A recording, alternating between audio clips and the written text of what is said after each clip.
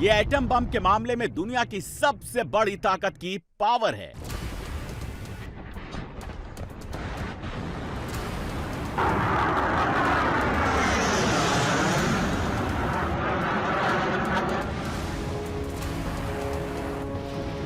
$500 drone, 50 missile, अनगिनत fighter planes की उड़ान, निशाने पर मिलिट्री, इंडस्ट्रियल कॉम्प्लेक्स, सेना के ठिकाने, सरकारी इमारतें और रिहायशी बिल्डिंग्स।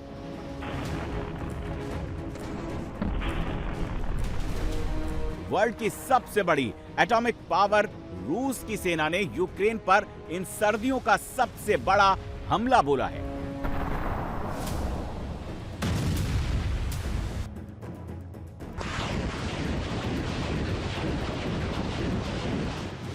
रूसी सेना ने यूक्रेन की राजधानी कीव पर अपनी मिलिट्री पावर का कहर उस समय बरपाया जब यूक्रेन के राष्ट्रपति वोलोदिमीर जेलेंस्की लगभग 4 साल से चल रही जंग रुकवाने के लिए अमेरिका के दौरे पर हैं।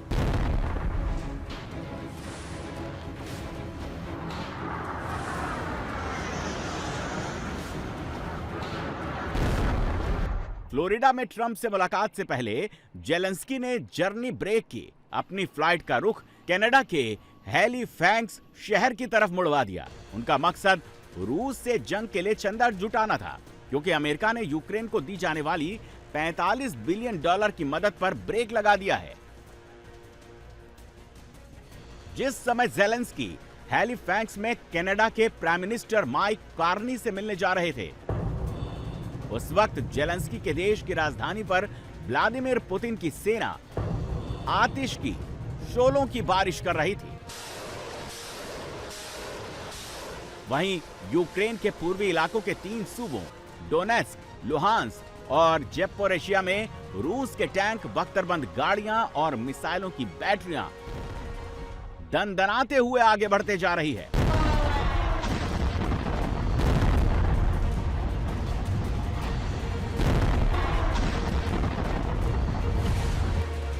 रूसी सेना ने यूक्रेन के पूरी खार्कोव सूबे में सामरिक रूप से बेहद अहम कुपियांस्क शहर पर कब्जा कर लिया है। इसके अलावा डोनेस्क सूबे में भी रूसी सेना ने यूक्रेन के 2 और कस्बों पर अपना कंट्रोल हासिल कर लिया है।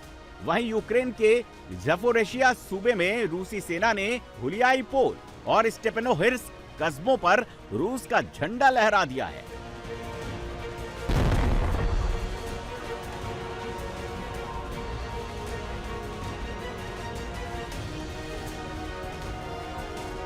ट्रंप से मुलाकात से पहले जेलेंस्की को अपने देश से एक साथ कई बैड न्यूज मिली।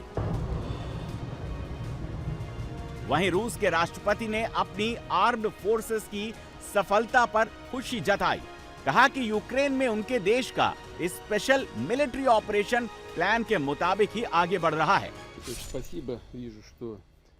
मैं देख रहा हूं कि जंग के मैदान में सभी लक्ष्य स्पेशल मिलिट्री ऑपरेशन की उस योजना के मुताबिक ही हासिल किए जा रहे हैं जिसे रूसी सेना के जनरल स्टाफ ने मंजूरी दी थी। सूमी, खार्किव और निप्रोपेट्रोवस्क जैसे सीमावर्ती इलाकों में सिक्योरिटी जोन का निर्माण अच्छी रफ्तार से आगे बढ़ रहा है। डोनबास और ज़पोरिज़िया इलाके में हमारा आक्रामक हमला पूरे मोर्चे पर एक साथ जारी है।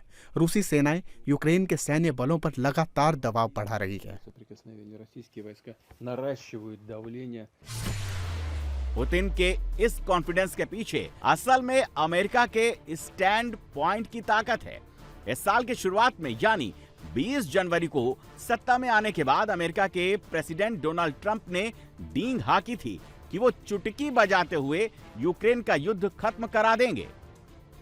लेकिन पुतिन के साथ घंटों घंटों तक फोन पर बात करने और अलास्का में इस साल 15 अगस्त को मुलाकात करने के बाद ट्रंप को पता चला कि पुतिन को झुका पाना मुश्किल ही नहीं नामुमकिन है, क्योंकि यूक्रेन में रूस अपनी लाइफ एंड डेथ की लड़ाई लड़ रहा है।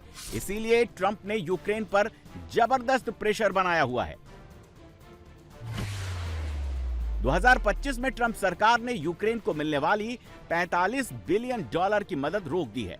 ट्रंप पैट्रियट मिसाइल देने की जेलेंस्की की मांग को ठुकरा चुके हैं। यूक्रेन पर समझौते का प्रेशर बनाने के लिए ट्रंप ने इंटेलिजेंस शेयरिंग को भी कम कर दिया है।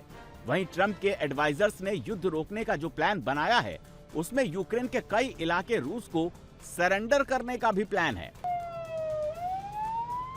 मजे की बात यह है कि इतने नुकसान के बदले में यूक्रेन के हाथ सिर्फ रोज की गोलीबारी थमने की राहत आएगी।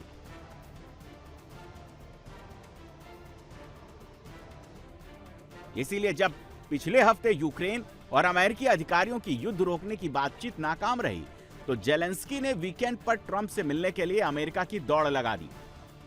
दोनों की मुलाकात फ्लोरिडा में ट्रंप के रिजॉर्ट मारे लागो में होगी। जेलेंस्की चाहते हैं कि और कुछ नहीं तो अमेरिका कम से कम यूक्रेन के सुरक्षा की गारंटी तो दे। हम कल प्रेसिडेंट ट्रंप से युद्ध रोकने पर खुलकर चर्चा करेंगे। हमारी बातचीत का मुख्य विषय बर्लिन डॉक्यूमेंट होगा, जिसकी डिटेल्स यूरोप के सभी नेताओं को नहीं पता। उनको अभी इन बातों की सीधी जानकारी इसीलिए नहीं है क्योंकि अभी हम कुछ नेताओं से अलग अलग सीधे बातचीत कर रहे थे। हमने 3 यूरोपीय नेताओं से बात की और बाद में बाकी के नेता भी उसमें शामिल हुए।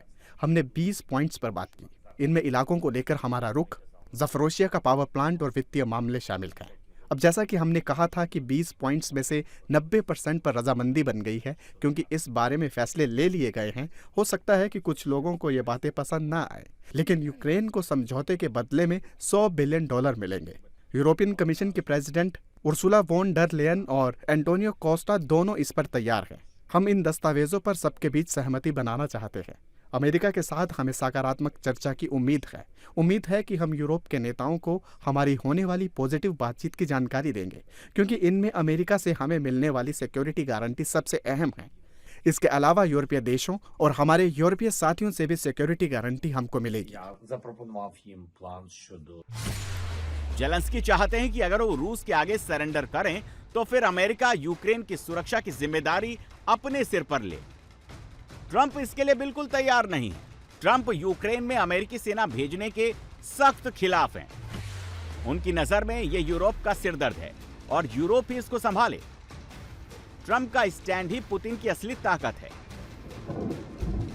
इसीलिए हर दिन भले ही उनकी सेनाएं यूक्रेन में कुछ ही किलोमीटर आगे बढ़ती हैं और कीव, खार्किव, लीव जैसे शहरों पर बमबारी ज्यादातर रिहायशी इलाकों को टारगेट करती है, लेकिन पुतिन ने क्लियर कर दिया है कि रूसी सेनाएं तभी रुकेंगी जब जंग के मकसद पूरे हो जाएंगे और वो टारगेट हर हाल में हासिल कर लेंगे। हमें पता है कि पश्चिम में भी बहुत से स्मार्ट लोग हैं जो यूक्रेन के अधिकारियों से कह रहे हैं कि वो ये संघर्ष खत्म करने की शर्तें मान लें और वो लोग लंबे ऐतिहासिक संदर्भ में यूक्रेन को सुरक्षा देने की बुनियादी सहूलतें भी मुहैया करवाने को तैयार हैं। ये शर्तें रूस के साथ रिश्ते बहाल करने और यूक्रेन की अर्थव्यवस्था को दोबारा से शुरू करने से जुड़ी हैं। लेकिन बदकिस्मती से हमने आज भी देखा कि यूक्रेन के नेता ये संघर्ष शांतिपूर्ण तरीके से खत्म करने को तैयार नहीं है। अगर हम आज के मीडिया की खबरें पढ़ें तो साफ हो जाता है कि यूक्रेन के मोर्चों से हमारे पीछे हटने का कोई हित नहीं है। अगर यूक्रेन की सरकार शांतिपूर्ण तरीके से ये संघर्ष खत्म नहीं करना चाहती तो फिर हम अपने मकसद अपने स्पेशल मिलिट्री ऑपरेशंस के जरिए हर हाल में हासिल करेंगे।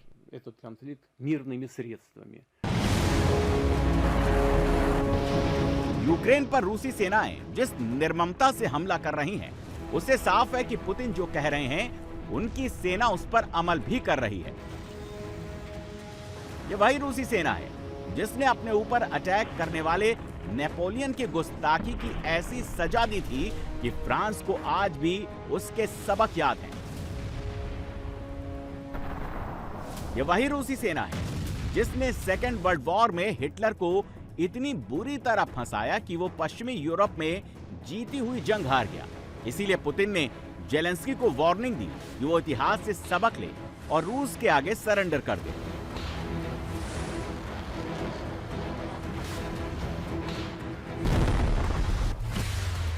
पुतिन चाहते हैं कि जेलेंस्की और डोनेस्क, लुहांस्क और ज़ेपोरिशिया प्रांतों को रूस के हवाले करें, क्राइमिया पर अपने अधिकार को भूल जाएं, अपनी सेनाओं में कटौती करें, नेटो में शामिल होने का ख्वाब भुला दें और जेलेंस्की सत्ता छोड़ें।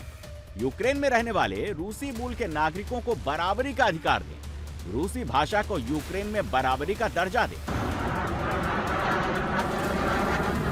मगर 4 साल की जंग के बावजूद अभी यूक्रेन रूस के आगे हथियार डालने को तैयार नहीं।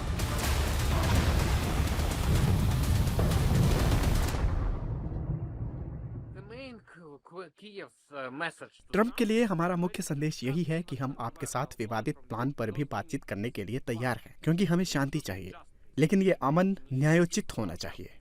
हम नाइंसाफी के साथ शांति कबूल नहीं करेंगे, इसीलिए हम हमेशा बातचीत के लिए तैयार रहते हैं। हम चर्चा करने के लिए तैयार हैं, लेकिन हम घुटने टेकने के लिए कभी राजी नहीं होंगे।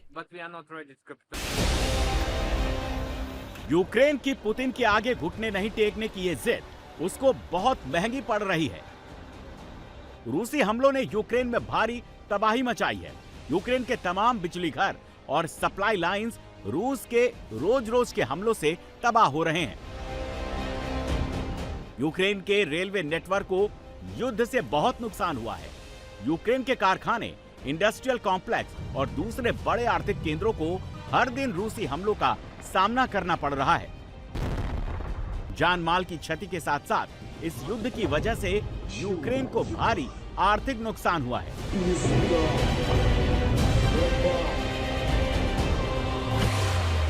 यूक्रेन की कॉमर्स एंड इंडस्ट्री को $215 बिलियन का झटका लग चुका है।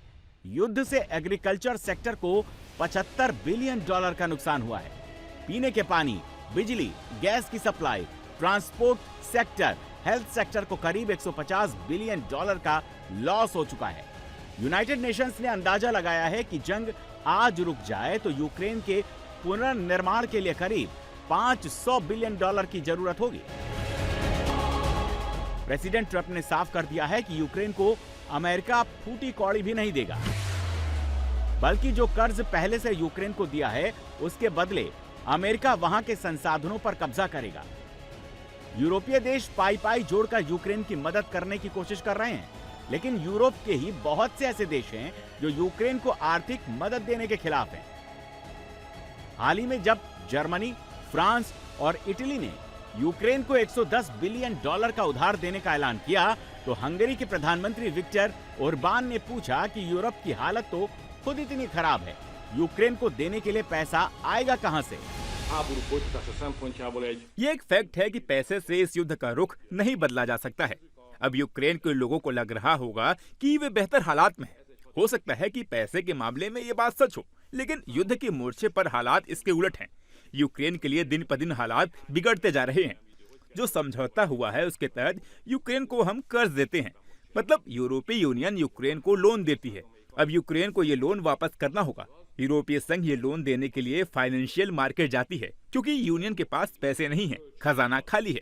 इसके बाद यूरोपीय संघ वित्तीय बाजार से लोन लेकर कर्ज के रूप में यूक्रेन को देता है। अब यूरोप ये कर्ज तभी लौटा पाएगा जब यूक्रेन उसका लोन चुकाएगा। यानी ये दोनों कर्जे एक दूसरे से जुड़े हुए हैं, लेकिन यूक्रेन ये लोन चुका पाने की हैसियत में नहीं है। नतीजा ये कि यूरोपीय संघ ने बाजार से जो पैसे उठाए हैं उनको किसी न किसी सूरत में किसी न किसी को तो वापस करना होगा। यूक्रेन के पास पैसे हैं नहीं।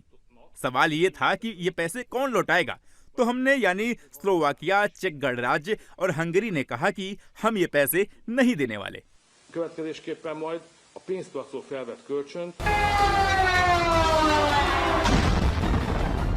यूरोप की मुसीबत सिर्फ यूक्रेन की जंग का खर्चा नहीं, रूस की खुफिया एजेंसियां यूरोप के तमाम देशों को टारगेट कर रही हैं। इससे यूरोपीय देशों की सिक्योरिटी सिचुएशन बिगड़ती जा रही है। जर्मनी, पोलैंड, ब्रिटेन और फ्रांस के अलावा बाल्टिक देशों के भीतर रूस के जासूस उथल-पुथल मचाए हुए हैं। इनमें लो इंटेंसिटी के बम धमाके, रेलवे ट्रैक में तोड़फोड़, लूटपाट और दूसरी आपराधिक घटनाएं शामिल हैं। यूरोपीय जांच एजेंसियों का कहना है कि रूसी एजेंसियों का मकसद यूरोप को परेशान करना, उसके संसाधनों की बर्बादी करना। हाइब्रिड वॉर के एक्सपर्ट इसे पुतिन का साइकोलॉजिकल वॉर कह रहे हैं।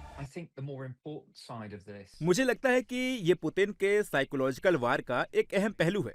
वो लोग यूरोप की जनता पर मनोवैज्ञानिक हमले करके उनको डराना चाहते हैं। उनके अंदर भय पैदा करना चाहते हैं कि ऐसे हमले बढ़े तो बड़े पैमाने पर लोगों की मौत होगी। हमने देखा है कि वो विमानों में लोगों को मार रहे हैं। पिछले साल DHL के विमान में मौतें हुई। 2024 में पोलैंड के मैरीविल्सका शॉपिंग सेंटर पर हमला हुआ, जिसमें बहुत लोगों की जान जा सकती थी। तो रूस के इन हमलों के पीछे डर पैदा करने का मकसद है। साफ है कि ओडेशा में ब्लैक सी के तट से लेकर ब्रिटेन में नॉर्थ सी तक पूरा का पूरा यूरोप रशियन बियर के खौफ की गिरफ्त में है। अमेरिका ने यूरोप की सिक्योरिटी का बोझ उठाने से पल्ला झाड़ लिया है। इसीलिए यूरोप यूक्रेन की जंग को पैसे से लड़ रही है, मिलिट्री की ताकत से लड़ रहा है। इसमें पुतिन के साइकोलॉजिकल वॉर ने एक नया एंगल जोड़कर यूक्रेन को यूरोप के लिए बरमूडा ट्रायंगल बना दिया है, जिसमें आर्थिक, मानसिक और सैनिक नुकसान तीनों हो रहा है। साफ है कि रूस के सामने यूक्रेन के विकल्प बेहद सीमित हैं।